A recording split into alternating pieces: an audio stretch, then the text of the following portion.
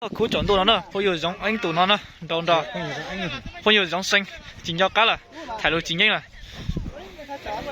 tại sao này, chọn đòn, bây giờ bên tụi nó nè,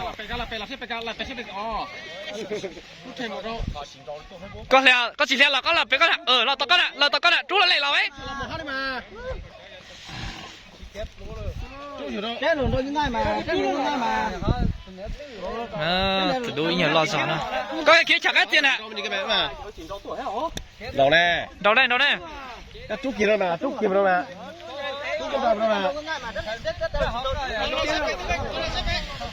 xếp quyền đôi chả nữa, tụi đôi nói nhiều lo sợ gì nè, trúc kia đâu nè, trúc kia đâu nè, Tiền nó, cái chút tiền là. trúc tiền nè, trúc cả cái tiền là hay gì, chú chỉ là cái đấy thôi.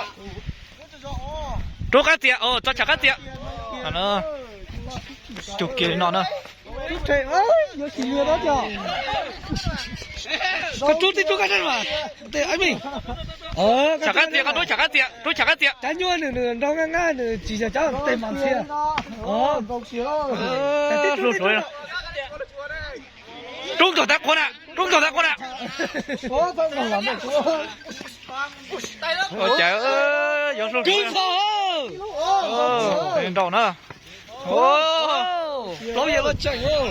Ôi yo, nó công thì có biết bỏ nó ra đây, cứ chọn tôi nó nè. Các chủ trẻ các tụi nhung cha, các chủ trẻ các tụi nhung kỹ đi à. Ôi các chủ trẻ các tụi nhung kỹ nữa. Tao nhỏ đừng có ôi ít tay pro giờ luôn chính nữa. Liên được tao cú ơi. Vậy vậy là đó ạ. Cái kia là phế mà. Ôi Cái liên này ông cú ơi. chị đá các tổ tư đi con ạ. Ôi chạy mình mà chen nhưng mà mình chạy tao lại đi tổ tư đi con ạ. Chủ đẻ có giọt tè, chủ đẻ có giọt tè.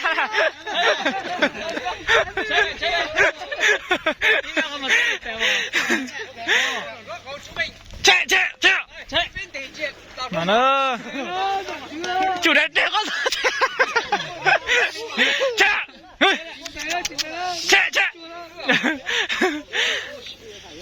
nó bây giờ anh tụi liên nó ôi lên cái bè làm á Giống xanh mà, chỉ là giống anh bây giờ xanh tụi liên nó đâu tạo cả một thế nào nó này tuổi nhau đó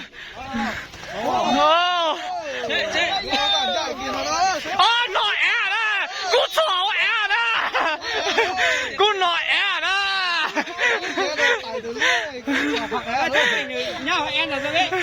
cú nội à đó